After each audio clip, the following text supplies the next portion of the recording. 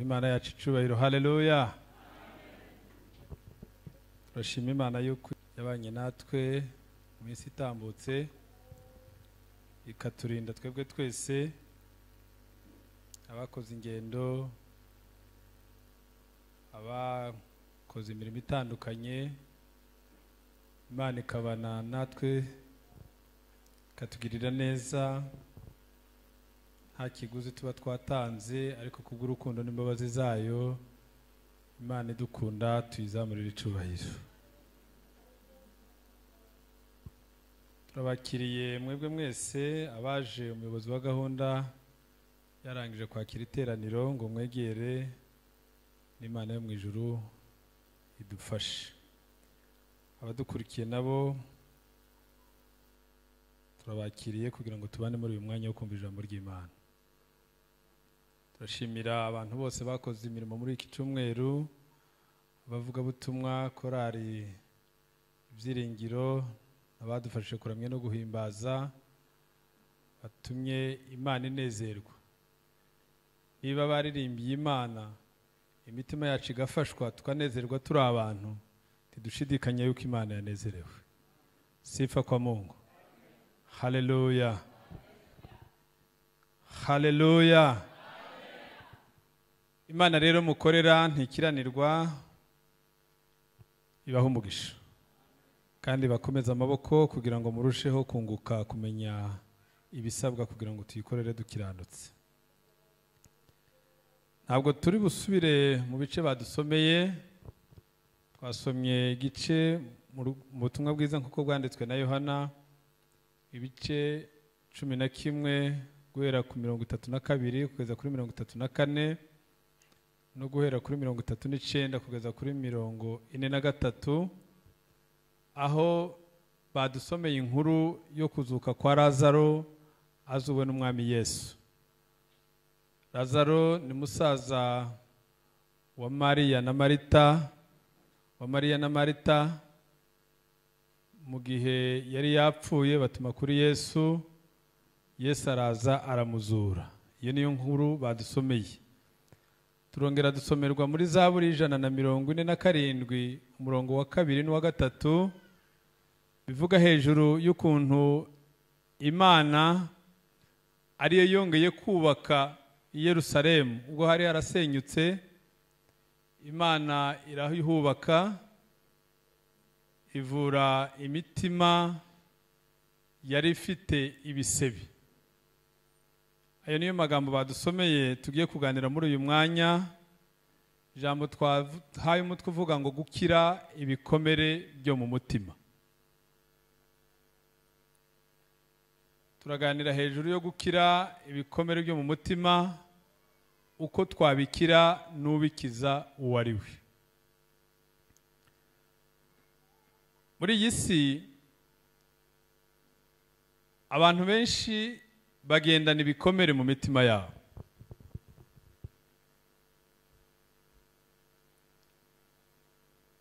Bamwe barabikurana, bakomereka bakiri bato, bagakurana ibyo bikomere. Abagize amahirwe yo kubaka, gushaka cyangwa gushakwa bakabishakana, kandi uko iminsi igenda yiyongera, rimwe na rimwe n'ibikomere bikagenda byiyongera. Baba ari abakijijwe cyangwa batazi Imana, abantu benshi bafite ibikomere mu mitima yabo.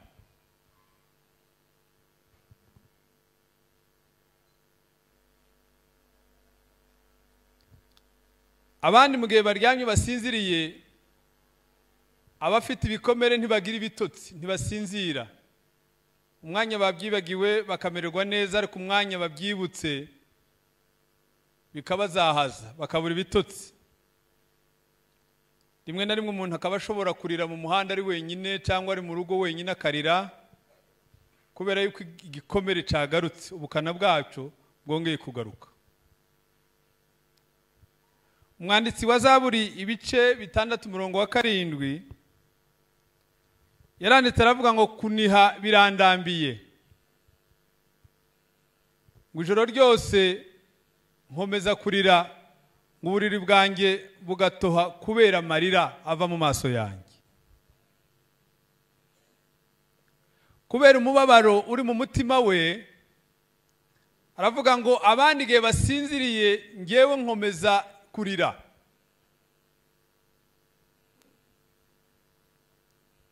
Umutima ukababara,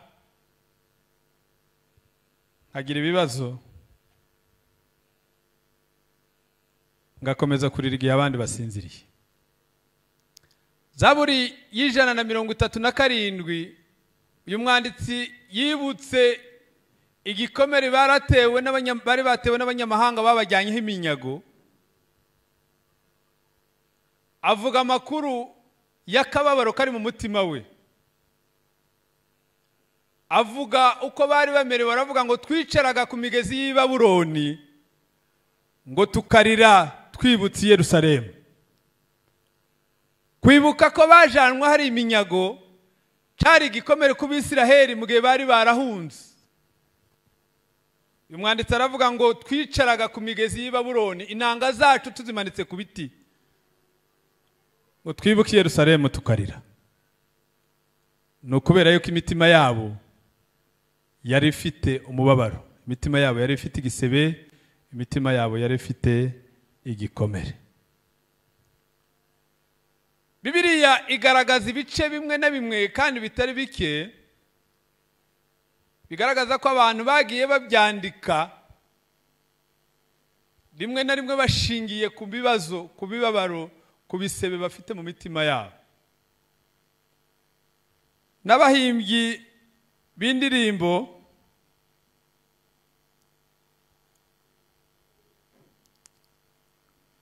bamwe na bamwe bahimba bakurikije amagambo, bakurikije ibisebe bafite mu mitima, bakaririmbira Imana, kugereranya Imana ko yo ishobora byose, ko abari ku Mana batagira ibibazo. Uyu muririmbyi mwese muzi yaravuze ngo abiringiye abantu barabahemukira, ngo ndetse babahanga amaso ngo bakabakoza isoni, ngo ariko wowe ntujye uhemuka, ngo kandi ntujye ukoza isoni, uhabwe ikuzo Mana yacu. Sifa kwa Mungu. Abiringiye abantu barabahemukira, ndetse babahanga amaso, ntujye uhemuka kandi ntukoze isoni, habwe ikuzo Mana yacu kuko urabikwiriye. Wowe ntujye uhemuka kandi ntukoze isoni, habwe ikuzo Mana yacu kuko urabikwiriye. Haleluya, haleluya. Uyu muririmbyi aravuga ngo Mana wowe ntujye uhemuka, ntujye ukoze isoni. Ni nkaho yari yiringiye abantu kugira ngo bagire ico bamuha, ntibakimuha, ngo batumbire ntibagira ico bakora. Aravuga ngo abiringiye abantu dore uko bijya bigenda, ngo iyo babatumbiriye ngo babakoze isoni, ngo ariko wowe Mana ntujye uhemuka kandi ntujye ukoze isoni. Sifa kwa Mungu. Imana ntigihemuka. Ibisebe byo mu mutima biragoye gukira. Abaganga batuvura umunsi ku wundi bagerageza uko bashoboye mu bwenge n'ubuhanga bafite, kandi rimwe na rimwe buhanitse, bakavura imibiri yacu, bakavura ingingo zitandukanye ziba zagize ibibazo. Ariko hari n'abandi abazi imitekerereze bagerageza kuganiriza abantu bakomeretse mu mutima, bigashoboka yuko ibisebe byakoroha cyangwa se rimwe na rimwe bikagenda, ariko bwaca bikongera bikagaruka. Umutima ni mugari, ugira ibyumba byinshi kandi abantu batabasha kwinjiramo mu buryo bworoshye. Ibyumba biba mu mutima rimwe na rimwe biba mu ibyo bisebe twavugaga, ni ibyumba bitoroheye ababyeyi bacu kubijyamo, kubyinjiramo. Ntibyorohera abana bacu kubyinjiramo, ntibyorohera abo twashakanye kubyinjiramo, ntabwo byorohera abakoresha bacu cyangwa se abaturanyi bacu, kuko umutima uragoye. Umuhanuzi Yeremiya yaravuze ngo umutima ugira indwara, ngo kandi ntujya wemera yuko ukira. Iyo umutima wakomeretse, iyo ufite igisebe ku mutima, kitamarwa nuko ufite amafaranga menshi, kitamarwa nuko utuye mu nzu y'igorofa, kitamarwa nuko wabyaye abana benshi cyangwa bake, kitamarwa nuko ufite ababyeyi cyangwa utabafite, kitamarwa nuko uzi indimi nyinshi cyangwa utazizi, kitamarwa nuko uri umukene cyangwa uri umukire. Umutima iyo wakomeretse ngo biragoye kugira ngo wizere yuko ukira. Ariko tugiye kuganira uburyo umutima wakomeretse ushobora gukira n'uwukiza uwo ari wo. Imana ishimwe. Haleluya. Ibikomere byo mu mutima biterwa n'ibintu byinshi. Kubera umwanya dufite, ntabwo twaganira ibitera ibyo bikomere, kuko icyo tugamije ni ukuganira ukiza ibyo bikomere n'uburyo twabikiramo. Ariko muri bimwe bituma habaho abantu bakomereka mu mitima, ni ugupfusha abacu.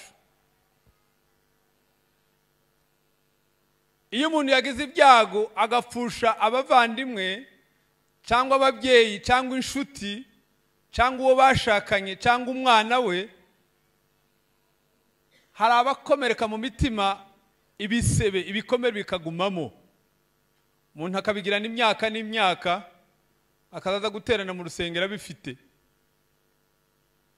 akaririmba bitse indirimbo, akagarura bya bikomere bikagaruka, ubukana bwabwo bukagaruka, bikarushaho kumuremerera. Kandi kuva kera no mu isezerano rya kera hari aho tugenda tubona abantu bakomeretse bikabagora kugira ngo bakire.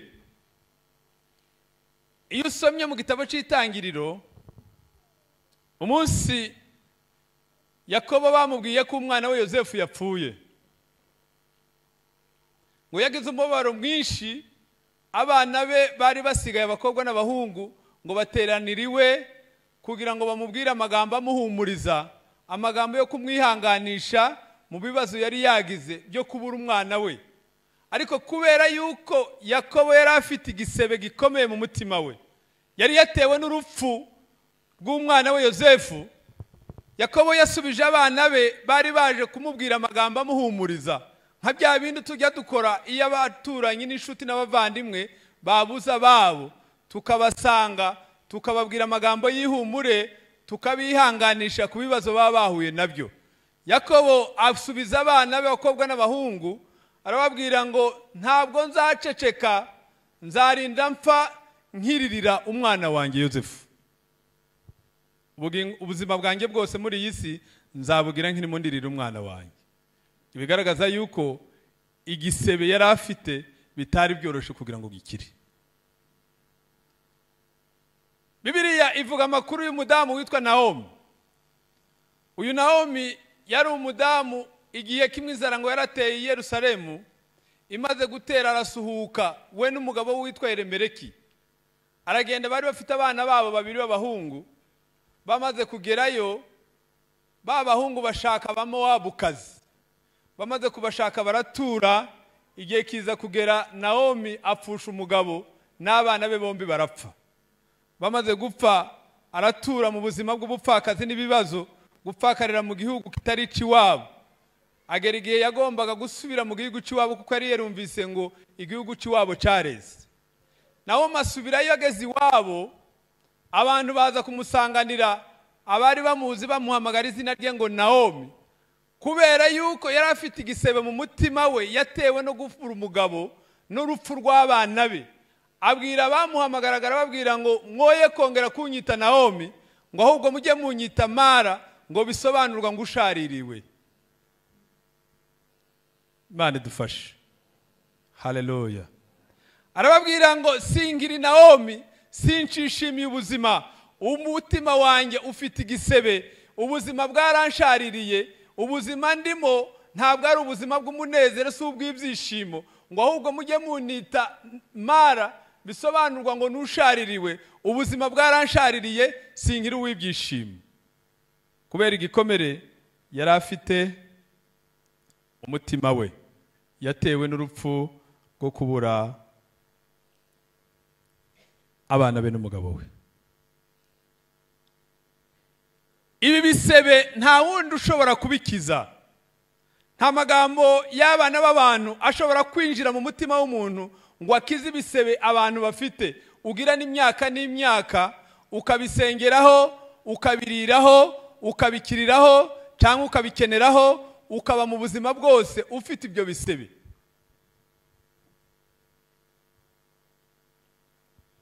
Yobu yigeze kuvuga ahuye n'ibibazo, afite ibyago by'umubiri, agira n'ibisebe ku mutima, aravuga afata amagambo ngo avuma umunsi nyina yatwayeho inda yo kumubyara, ngo avumwe ijoro ngo hamenyekanye yuko mama yasamye inda y'umwana w'umuhungu. Kubera umubabaro yari afite mu mutima, kubera ibisebe, aravuga ngo uwo munsi ngo izuba ntirikarirasire. Amagambo yavugishijwe n'umubabaro wari mu mutima, amagambo yavugishijwe n'igisebe n'ubukana bw'igisebe nuko yarababaye, aravuga ngo iryo joro ngo rivumwe. Abantu benshi iyo batekereje ibibazo bafite n'ibisebe bafite ku mutima, rimwe na rimwe baravuga ngo niki cyatumye mbaho, niki cyatumye mvuka, niki cyatumye nkura, tiyonza gupfa kera ibi byari kuruta kuba muri ubu buzima.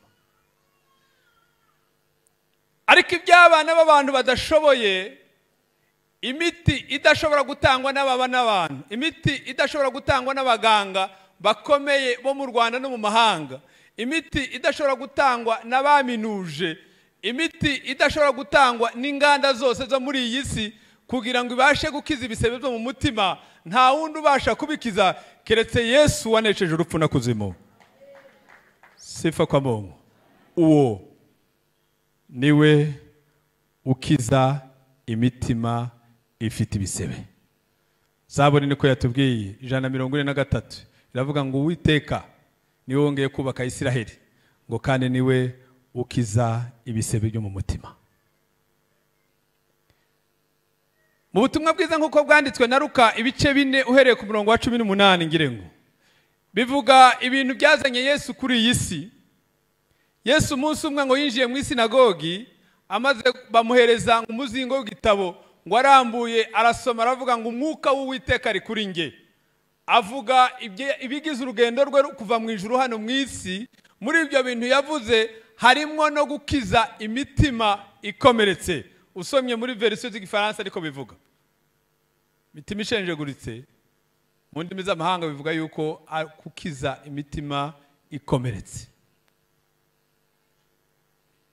Bitajyanye nuko twakijijwe ibyaha cyangwa tutarakira Yesu nk'umwami n'umukiza, ariko birashoboka yuko waba warakijijwe ariko ugakomeza ukagira ibisebe.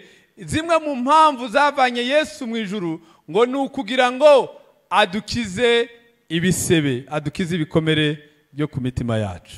Nta wundi ubasha gukiza ibyo bikomere usibye Yesu wenyine.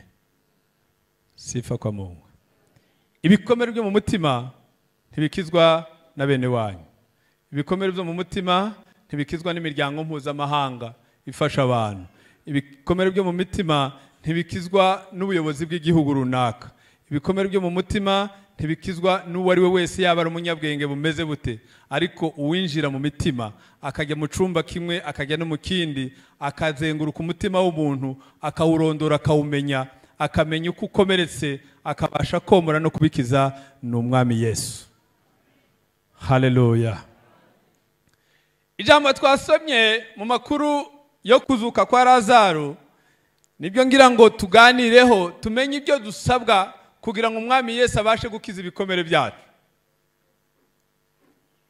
Lazaro amaze kurwara, kubera ko yari inshuti ya Yesu, niko ijambo ry'Imana rivuga ngo bashiki be batumye kuri Yesu baramubwira ngo uwo ukunda ararwaye. Yesu ngo agira iminsi ataraza, Lazaro arapfa.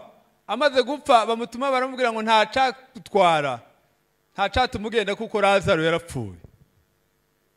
Ariko kuko Yesu yarashoboye byose, arakomeza ajya mu rugo rwa Lazaro n'abashikiwe. Ngo amaze kugerayo yavuze amagambo ane ngira ngo ariyo tuganiraho, ariyo dusabwa kugira ngo Yesu abashe gukiza ibikomere dufite. Icambere Yesu yarababwiye ngo nimunyereka aho mwamushize. Lazaro amaze gupfa, abayuda baramufashe bajya kumushigura. Yesu ageze muri urwo rugo arababwira ngo nimunyereka aho mwashize Lazaro. Icakabiri bamaze kumwereka aho bamushize, Yesu abwira abayuda bari bateraniye aho, arababwira ngo nimukureho urutare, nimuvaneho ibuye ryari ku munwa w'imva wa Lazaro.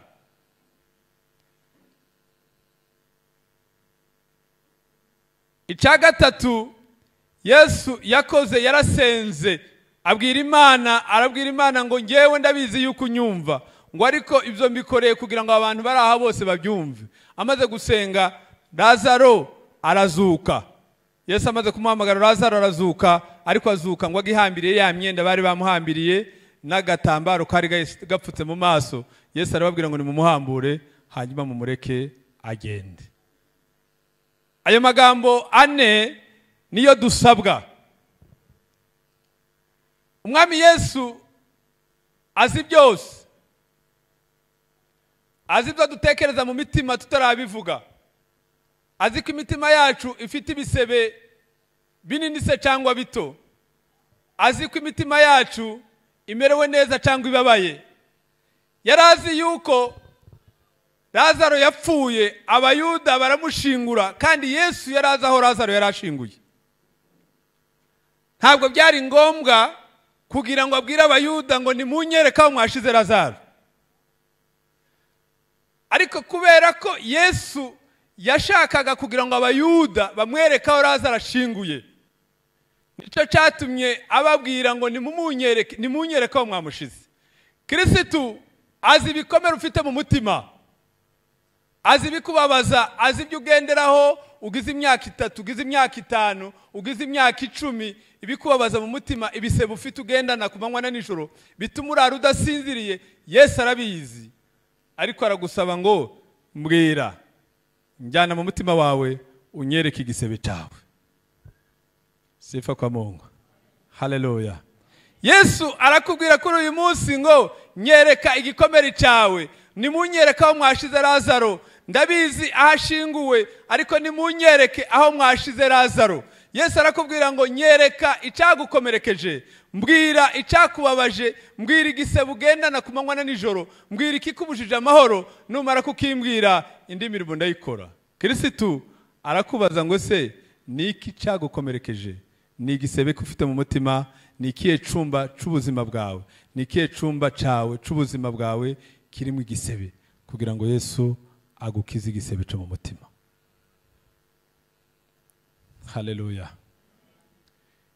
Icyakabiri dusabwa kugira ngo dukire ibisebe byacu ni ukwemera, tukizera ko Yesu afite imbaraga, tukemera yuko Yesu ashoboye kuba yadukiza ibisebe, tukemera imbaraga ze.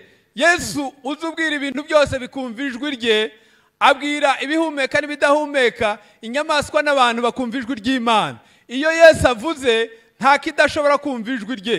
Yagiye abwira inyanja ziratuza. Mwibuka umunsi yari mu bwato ari kumwe n'abigishwa be, ngo umuhengero uba mwinshi mu nyanja, maze abigishwa baramusanga baramubwira ngo ntaco bikubwiye ko dupfuye. Yesu ugira ijwi, Yesu amagambo yaza yumvwa n'ibintu byose, warahaguruka abwira umuraba ngo ceceka, nawe wanyanja we tuza.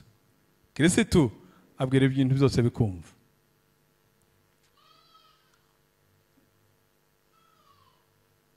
Impamvu atubwira ngo nidukureho urutare kugira ngo Lazaro abone uko azuka, nukugira ngo twemere mu mitima yacu kuko Kristo afite imbaraga, kuko Kristo ashoboye gukiza ibisebe, Kristo ashoboye gukiza ibikomere biri mu mitima yacu, Kristo ashoboye gukiza biriya byose bituma tudasinzira, biriya byose bitubabaza, biriya byose bituma abandi baryama bagasinzira, wowe ukararurira ijoro ryose ukirigurira umunsi ku wundi. Ariko tukizera yuko nubwo tubabajwe n'ibyo, nubwo dufite ibikomere mu mitima, hari ubirusha imbaraga, hari ushobora kubikiza.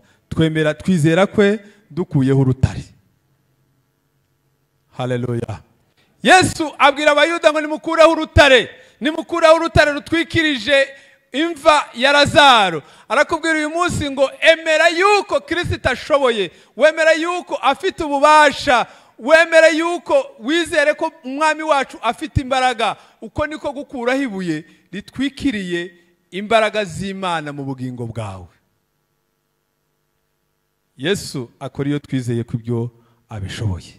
Ariko iyo tutabyizeye, amagambo tuvuga, amasengesho dusenga ni amagambo nk'ayandi yose, nta mbaraga bigira. Ariko imbaraga z'Imana zigaragarira mu kwizera gukora kwe. Imbaraga z'Imana zigaragarira kuvanaho urutare rutwikiriye imva ya Lazaro, ukemera ukavuga ngo nciye bugufi, ni wowe ndakwiyeguriye, ni wowe ufite imbaraga, nizeye gukora kwawe, nizeye imbaraga zawe, warangiza ibindi Yesu akabikora.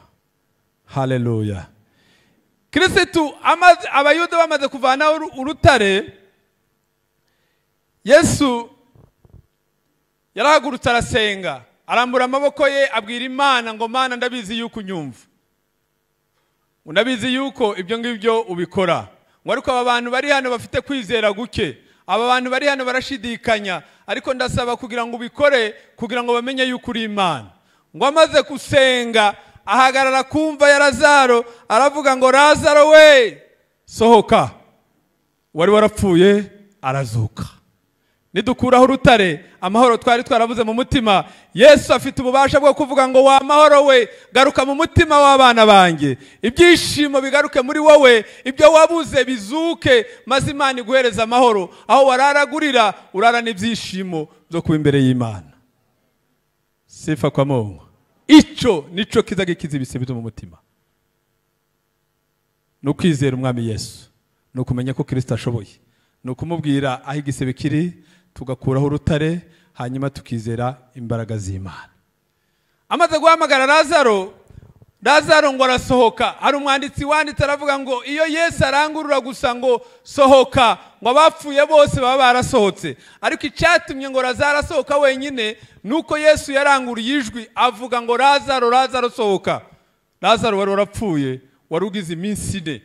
Uwo bashikire bavugaga ngo ntibigishobotse, ngo ubu ngubu baranuka. Abayuda bose barira kuko Marita na Mariya babuze musaza wabo bagiraga ari umwe, ariko Yesu amuhamagaye, Lazaro arazuka.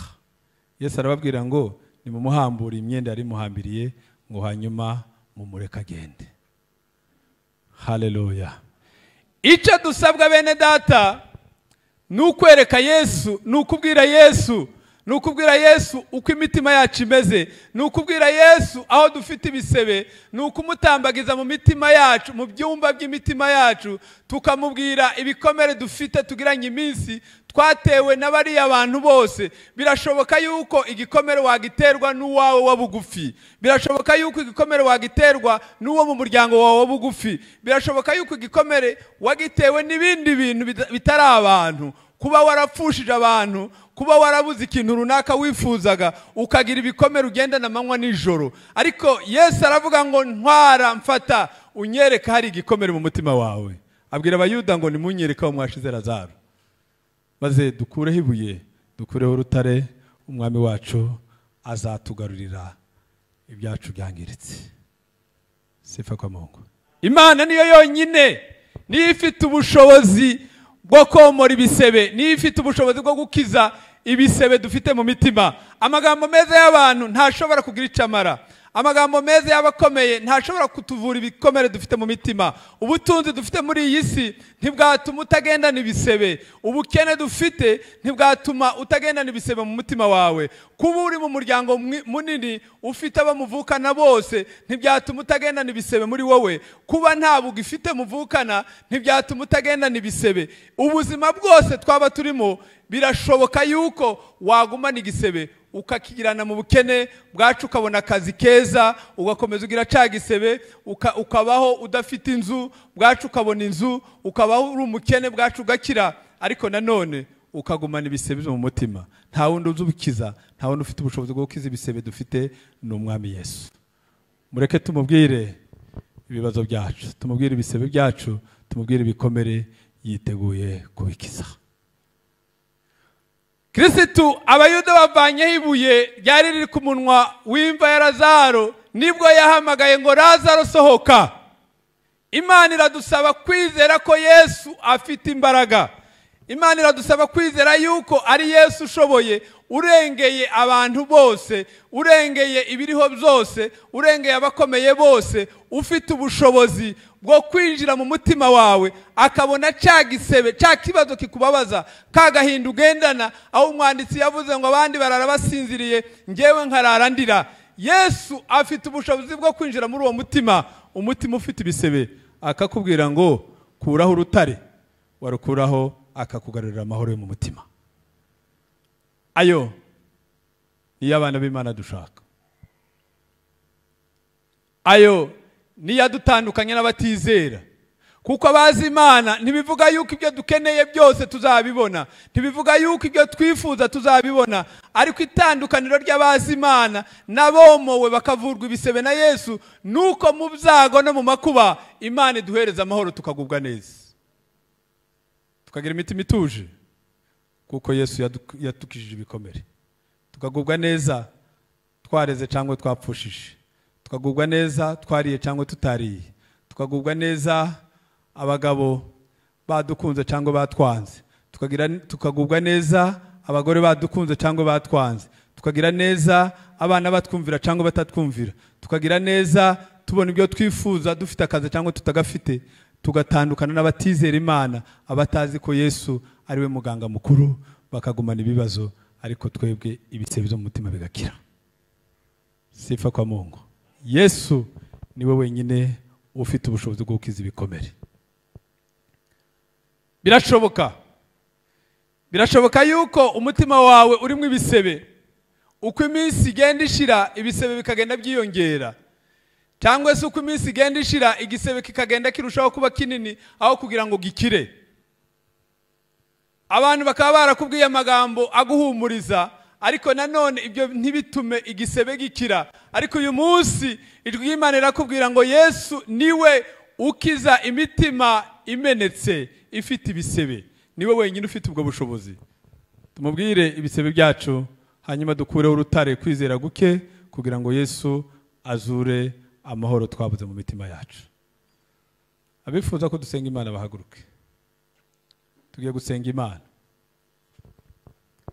Ibyadukomerekeje ntibizashira, ntibizavaho. Ibibazo byo muri iyi si biracyariho kandi bizahoraho. Yesu niko yavuze ngo Mana sinsaba yuko bakura muri iyi si, ngo ahubwo ndasaba yuko ibarindiramo. Yarazi yuko tuzahura n'ibibazo ibidukomeretsa imitima, tukarara tudasinziriye, tukirwa tudasinziriye, twagenda mu muhanda kumanywa ijoro rikaba, abandi izuba barimo bagitwikira, ariko kubera ibyo dufite mu mitima, kubera akababaro dufite mu mitima, tukananirwa kumenya niba ari kumanywa kandi ari kumanywa. Ariko nta wundi watanga amahoro yo mu mutima keretse umwami Yesu. Uwo niwe wenyine ushobora kuduha amahoro, niwe wadukiza. Tugiye gusenga Imana, twizere yuko Imana ari ikiza. Imana niyo yomora, Imana niyo muganga ukomeye, Imana niyo ivura kuruta uko abana b'abantu bavura. Imana niyo itanga amahoro aho abantu badashobora kuyatanga. Imana niyo itanga amahoro aho ubutunzi budashobora kuyatanga. Imana niyo itanga amahoro aho ababyeyi badashobora kuyaduha. Imana niyo itanga amahoro aho abana bacu badashobora kuyaduha. Imana niyo itanga amahoro aho imiryango yose n'ibihugu byose byo ku isi byaterana kugira ngo biguhe amahoro ntibibishobore. Ariko Yesu niwe uvura imitima ikomeretse. Twizere Imana yuko ifite ubushobozi bwo kuvura ibisebe byacu. Reka dusabe umushumba atambuke kugira ngo asengera abantu bose bahagurutse.